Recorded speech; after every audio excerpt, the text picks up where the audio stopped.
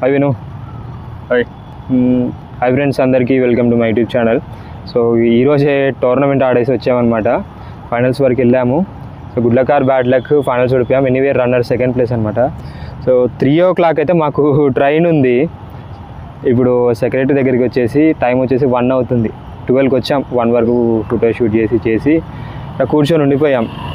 So ఇప్పుడంటే secretary దగ్గర కూర్చున్నాం కానీ సో మాకు ఇలా ఎన్నో రాత్రులు బస్ స్టాండ్లలో, రైల్వే స్టేషన్లో అలానే కూర్చొని ఉండేవాళ్ళం. నిద్ర వస్తుండేది.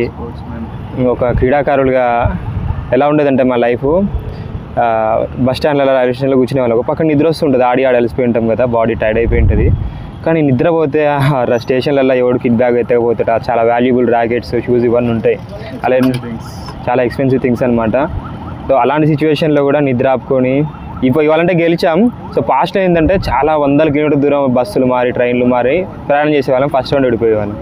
ఫస్ట్ రౌండ్ ఓడిపోయినప్పుడు it hurts more than breakup అనమాట. బ్రేకప్ కంటే కూడా ఎక్కువ హర్టింగ్ ఉంటుంది. అన్ని డబ్బులు పెట్టుకొని ఎంట్రీ ఫీజులు కట్టి అంత దూరం ప్రయాణం చేసి బస్సులు మారి, అది మారి, ట్రైన్లు మారి ఇంత ప్రయాణం చేస్తే ఫస్ట్ రౌండ్ ఓడిపోతే గెలవకుండా మళ్ళీ తిరిగి వెళ్తుంటే చాలా బాధగా అనిపిస్తుంది.